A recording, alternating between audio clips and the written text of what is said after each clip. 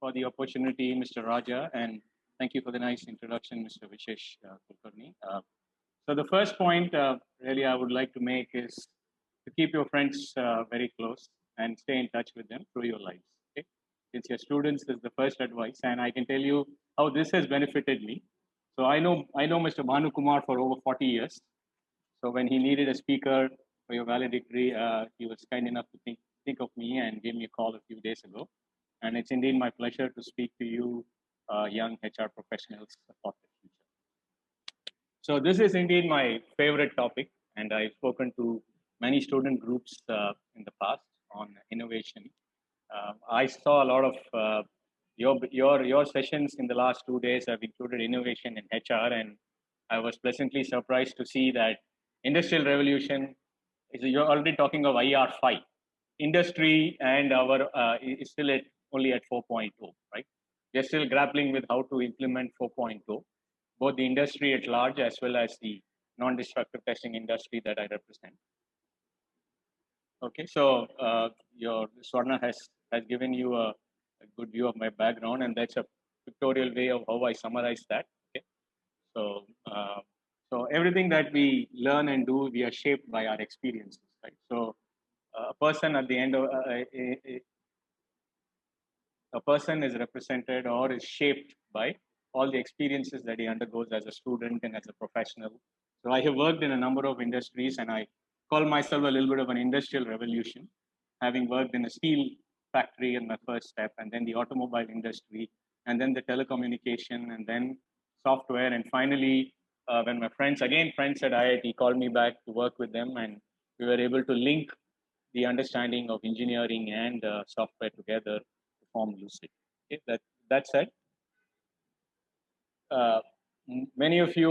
most of you are going to, of course, work for a organization in the HR or maybe other functions later on. But the earliest businesses, right, were always based on the research of individuals. And I have highlighted 3 cases from the 1400s, the 1700s, and the 1900s. And these I call them the pioneers. And here's the first quiz question. Okay, this was an object designed in the 1400s, and it's one of the most famous objects of all time. This essentially led to the modernization of the world, the first modernization of the world. I give you a few seconds to maybe type out the answer if any of you, maybe some of you know that, maybe many of you know that. This object is actually the Gutenberg press. Okay? So this is probably the first object in the world named after a person in the modern world. So the Gutenberg press revolutionized the printing of books. It brought knowledge to the whole world, right? It took out knowledge from a select few who had access to earlier version of knowledge, and they could spread this through the world. So many people believe that this led to the world of Renaissance, the Reformation, the Age of Enlightenment, and the Scientific Revolution. Okay, so Gutenberg, a German blacksmith, goldsmith, and inventor, is whom we think of first when we consider innovation. Jumping from the 1400s to the 1700s, that's also a very interesting object. I give you a few seconds to maybe type in your answers, if some of you can think of that. The chat box is enabled. Participants, you can type your answers on the chat box. Yeah, thanks, Banu. So this is Eli Whitney's cotton gin. Okay, so the separation of cotton from seeds was a very, very labor-intensive activity, and this was holding up productivity in the cotton world, right? So in 1700 odd, right, in 1794, I guess, Eli Whitney designed this cotton gin, which was a machine that could separate the seed from the fiber, right? And this revolutionized the cotton industry. But this is not the most important thing that he did. He filed for patents for his machine, and that is why he's our second innovator that we recognize. So he was one of the first patented machines, and of course, this was very easy to copy. So people did copy, and his patent was flouted. So he did not make much money, but he is very, very famous as the inventor of the cotton ginning machine. The third, Okay, this everybody should know. So this inventor or innovator, this yeah, the business that he started still runs today, and he is the inventor of the second generation of modernization, as we can call it. Of course, Edison, as most of you would have known. Sorry, so Edison was one of the most prolific inventors of all time. He has over 1,000 patents. He invented the light bulb, and he was the first company that delivered electricity, right, which changed the world as we know it today. Everything that we know and do today is the availability of electricity. Right? So this was probably the second greatest invention after the Gutenberg press. So those were individual innovators, right? So what happens in as we reach the modern world and we reach the era of companies, right? So these are examples of how, as I say, I call them the corporate warriors. Right? First came the individual innovators, the pioneers. Then came the corporate warriors. Okay. So examples again, you can take a guess. This is DuPont, who made something very, very interesting. This is the other object that we all use very regularly. This is the invention of nylon, which then led to the plastic revolution. Procter and Gamble, that's a simpler thing to see, right? That is the diapers for the babies. And then the Skunk Works, which was the very secretive mission at Lockheed Martin, and they developed the U-2 spy plane. This was done by a group of people who had a secret lab, right? So all of these are where companies have invested significant amounts of money to create innovation and build new businesses around this area.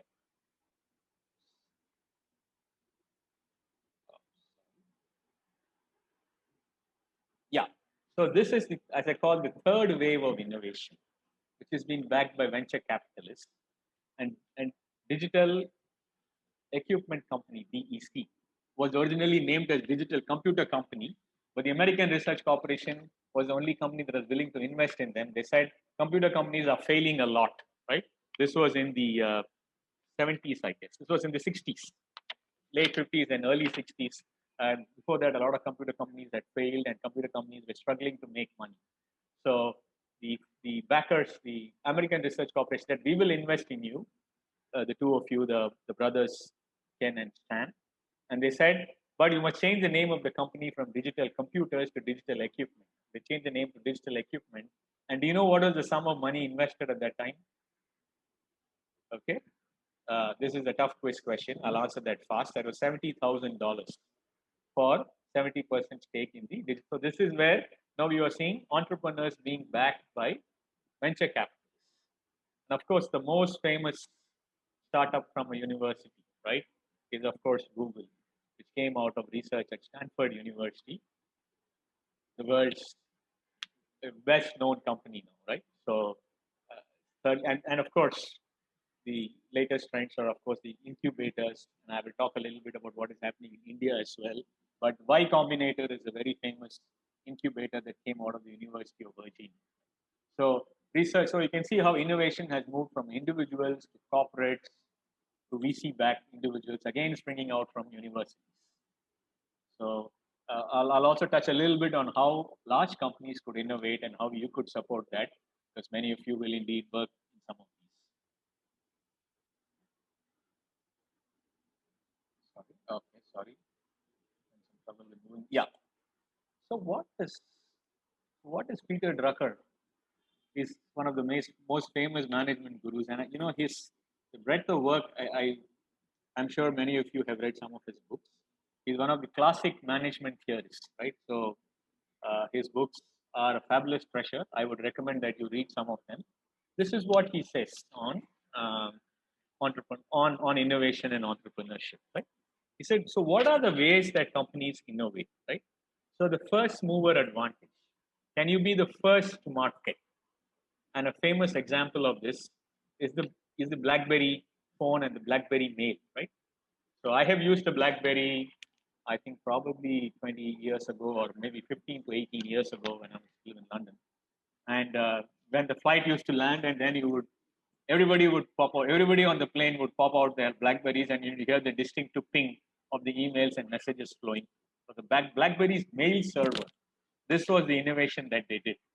Of course, they later on lost their way, right? But they were a very, very successful company called Research in Motion out of Canada. Okay, then there's creative imitation, and the best example of creative imitation is a product that many of you are familiar with. It's called the Apple iPhone. The iPhone was not the first smartphone ever made, but once Apple launched the iPhone, every other smartphone is compared to the Apple iPhone, right?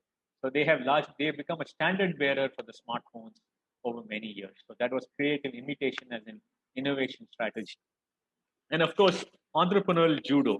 This is a very wonderful example of how to capture an established market, right? So this is a Toyota in the 70s in the U.S. Automobile market. In the 70s, the Japanese did not have a good reputation for quality, right? So the Americans thought the Japanese are selling these cheap cars and nobody was buying them. But the but what Toyota saw was an opportunity in the market. Price of petrol was increasing, and they knew that the Americans would need low-priced cars that were very fuel efficient, and that is how they captured a chunk of the market. And then they were able to build a full product line, and Toyota became uh, uh, the world's biggest automobile company. So this are another set of strategies that you could adopt in the organizations that you will work, right? So what is innovation as a strategy, right? So the strategy itself is innovate, right? And the interesting example that Drucker gives is Yahoo. So Yahoo offered internet services and gave the email as free. So Yahoo was one of the pioneers of giving free emails. I don't know how many of you have a Yahoo account, but I have a Yahoo account from decades, right? So these are the earliest companies to offer free email and then hook the customer. So the customers would keep going back to Yahoo. So they redefine the customer, right? So that's also related. So who is the customer, right? The customer is not the one who they are giving the email to. Yahoo's customer is the company that wants to sell goods, products, and services to the people who are using Yahoo email service and who are coming onto Yahoo's homepage. So the redefinition of this, right? And then a niche, right? You can take a small niche and you can capture it. And there are a lot of Israeli companies who own a lot of niches. And one specific niche I can highlight here is a company called Givun Imaging, which uh, which was the first company to develop a camera, right, that could fit into a film. So this is used for invasive imaging of the human intestine and the body. And so this is a fabulous strategy, also known as the toll gate strategy. And finally, of course, business model. Maybe I'm sure many of you are familiar with what is the new business model. You are seeing this all over LinkedIn. I'm sure all of you have LinkedIn accounts, and you can see this every few weeks. This message will flash, right? That the world's biggest taxi company does not own any taxi, Uber, right? The world's biggest hotel company, Airbnb, does not own any hotels or rooms. So these are companies that have changed the way that we use infrastructure, right? So these are asset light, but very, very strongly customer connected companies. So there are many ways to build innovation. So what is now coming back on a lighter note, right? So what could be innovation, right? So I remember cricket from 40 years ago, right? I was a fan of cricket, and we would see people in white clothes here play for 5 long days. End of that, the match would be drawn, right? I'm sure young people today cannot understand the concept of a drawn match after 5 days of playing. And Indians would be very happy to go to the play in English county, right, in England, and that was the way that many of them earned their money. But now take IPL, right? People, sports persons from all over the world want to play in the IPL, and one IPL contract can change the life not just of an Indian player, but a player from anywhere, depending on the size of the contract. Right? So this is innovation. I'm going to skip through some of these, in the interest of time, but essentially what we are saying is how will you reimagine, right? Is how will you reimagine your current business? I'm grateful to the people at KPCB, which releases an annual internet study. So you can see we have moved from desktops to tablets and now smartphones. This is how computing has moved. Your students, when I was a student, all that I had was a pen and paper, and I would make notes. I'm sure many of you are making notes on your tablets, on your phones or your computers, and you have syncing them to the whole world, right? So this is how businesses are reimagining and changing themselves. Cars, this is a fascinating field. I myself worked a lot in the automobile industry and studied cars for many, many years as part of that. You have Elon Musk has redefined, right, what is motoring. Electric cars, maybe electric cars with a sunroof in the future, and maybe autonomous vehicles, right? So the whole world is changing and reimagining, right? So this is how large companies are keeping up to date by reimagining their current businesses. And I know I saw a lot of sessions where you were reimagining human resource practices. Part of that, you're also going to human resources professionals are going to need to stay tuned to them to the needs of the businesses that they work in, right? So how can these businesses be reimagined? What are the skill sets that people are going to need? How are you going to train? How are you going to compensate people who are going to help you reimagine your business? So actually, there's already a whole host of new technologies in play, and businesses around the world are implementing these and playing with these, and and all of you are going to be exposed to this, one of this or many of this. For example, we at Lucid work with robotics, we work with drones, we are working with AI, we are working with augmented reality, with the Internet of Things, and also so we work with all of them. Right now, we have not deployed any blockchain related programs, but maybe in the future, right? So these are the areas. So how familiar are you as young people about to start your careers? How much do you know about these technologies? How familiar are you with these? How will you understand the, the, the how will you understand and deploy these within your within the businesses that you will work in or maybe you will start? Okay, a quick digression to say how did we do that. So a little bit of going back a little bit into personal story. So my colleagues researched at the Fraunhofer Institute in Germany. That is where we have ideated that we have ideated and looked at the gaps in the market, and then launched the software platform. It's interestingly called COVID, which is a Sanskrit word which means the learned one, and we named this 10 years ago. Of course, in 2010 it was not so famous. In 2020, it's a very very famous word. It's luckily spelled with a K. So we are reimagining the world of non-destructive testing with, and we work with industries in the nuclear, in the aerospace, in the oil and gas, and more recently in the world of 3D printing, etc. Uh, my final word is to young people is to always have a reading list. Okay, so these are my favorite authors. Some of them are, of course, wrote classical stuff many years ago. But Seth Godin is the new Seth Godin and Malcolm Gladwell are young authors. Kenshi Ohame and Al Rees and Tom Peters have written books in the past, which are management classics. List of my favorite books.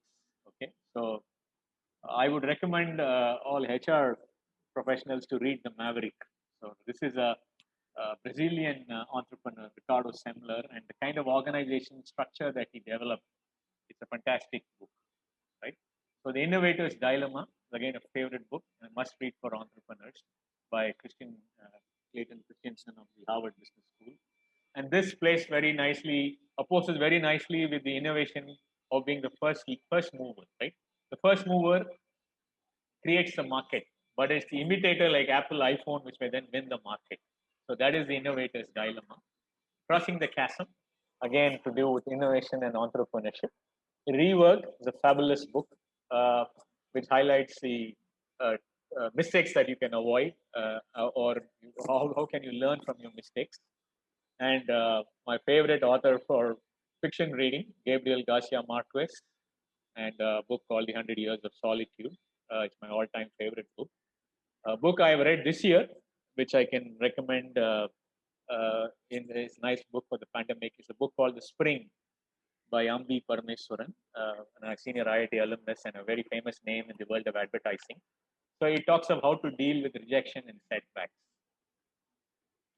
So that's really what I had as a presentation. I hope you enjoyed listening to that. I'll be happy to take any questions. Thank you. Banu, is that fine? Yeah, Madhu, thanks. So MC, take over. Audience, you can put your questions on the chat box. One of the MCs will start reading those questions. Thank you very much, sir. Starting from how inventions came up, that inventions are based on a single person's research, and taking us through interesting inventions through history, and then talking about the corporate warriors and taking up insights from your personal lives. It was a very insightful session for us. And as a token of our love and gratitude, we would like to present a e-bouquet to you.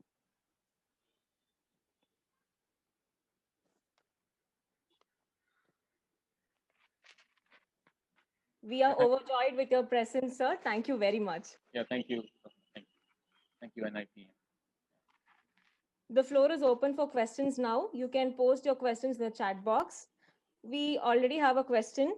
Where do companies go wrong when trying to create an innovation culture? The question is from RK, sir. So, yeah, so, I actually, I had a couple more slides. Maybe I picked the wrong presentation to show you, but there are innovation frameworks. So the newest one that I've been following is one by a person called Dr. Rippy Singh. Okay, he's based in the US and he's written a number of books on innovation. So innovation in a large company, you also need a portfolio of projects. So you cannot, as an entrepreneur, as a startup company, you can take one idea and you can run it through, right? So as a corporation, the advantage is you have resources and you have people, but you need to have actually a portfolio of projects, and then some of those will succeed. So maybe just one sec. Yeah. Yeah. Please go ahead. Sorry. Yeah. So that is what I said. So that is the way you can, develop this culture. The most important thing, of course, is you have to pick your brightest people to lead your innovation groups, and also be able to compensate them appropriately if the projects fail, because some of them are going to fail. So this is a challenge, right? I have seen this myself. Well, you pick your brightest people and put them in a project, and then the project doesn't take off. So it's a very hard dilemma of how do you reward and compensate these people. Usually, many of these teams leave, but that is a critical challenge there.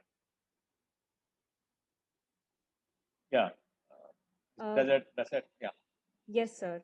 Very well. Participants, you can pose your questions. And yeah, we have another question from Ankit. Two things that can make any one of us get to a position you have today. Is it college? Is it friends, etc.? Okay. Very good. So uh, I I'm I have retained my friendship, kept in touch with my friends for the better part of my life, over 40 years. As I said, I know Banu for 40 years, right? And when I was looking to return from the US, there's my friends from IIT who said, Madhu, come and team up with us. We are looking at some ideas, interesting ideas, and maybe you can help us, right? So these networks are very important, because that is the one that can support you, help provide ideas, and actually the HR people are very well networked from in my experience in corporate life, because they're always hiring each other and promoting each other, right? So as HR people, you will, once you get your job, you will understand this much better. Thank you very much, sir. Thank you very much for answering all of our questions. And uh, there are many questions coming up. That's okay. Okay, so Take those two questions. That's okay. Go ahead, Swapna. okay, sir. Thank you. There's a question from Dharmaraj. Due to current pandemic work from home culture is prevailing. Many corporates have decided to continue the same even if the pandemic ends. So if this scenario continues, how to tackle this situation as a HR professional? Okay, that's an interesting question. Not sure I have a straight, easy answer for that. My view is companies will move to a more hybrid model. So even our own experience at Lucid is that productivity is an issue when everybody is working from home. Senior people maybe can manage, but for younger staff who need more mentoring and who need more support, they also need an office environment to be able to build relationships and networks, right? So a hybrid model will come up for HR people. I think the challenge is going to be on how will you maybe there's two challenges, right? One is how will you measure productivity and how will you uh, reward people the right way. That is one issue. Second issue, the lack of human contact, right? This is a problem. People are more and more isolated, so you just have one space. uh, uh, Most of us are used to having two spaces, the workspace and the home space. And ideally, so you don't carry things back and forth. Now I have to carry stuff from my living room, from the room where I work to the place where I have lunch, right? So it's all got joined up together. So it's a bit of a problem here. True, sir. Thank you. There is one more question which is coming from Swati. So she says that she would like to know what factors influence organizational innovation in academic institutions. Okay, are you talking? Yeah, okay. This I don't know whether she's talking about innovation in academic institutions or innovation springing from academic institutions. I will try to maybe answer both. So actually, academic innovation, yeah, academic institutions are innovating in a very significant way, right? Because of the pandemic, many of them have moved to online education. First step. So, for example, IIT Madras have launched a BSc program for computer science, which is first of its kind, right? And so that way they have been innovating. They're starting to innovate, which we did not expect. So, how will this impact academic institutions worldwide? This is going to be interesting to watch. Now, innovations from by students coming out of academic institutions. I think the biggest one of the biggest successes we have seen in India has been the IIT Madras Research Park. Right? So, and this was only set up a few years ago, and already there are hundreds of companies that have been incubated out of this research park. So, like the likes of Stanford Research Park, which have been doing it for 20, 25 years, this is now. So IIT Madras has done it. IIT Bombay and IIT Kanpur are following suit. So I'm sure, and there are a lot of other institutions which have set up incubators with varying degrees of success. Thank you, sir. Thank you very much for that. There are many questions coming up, but due to the lack of time, we are moving on to the next segment. And once again, thank you very much, sir. We are glad to have you here. Yeah, thank you, Swarna. Thank you, NIPM.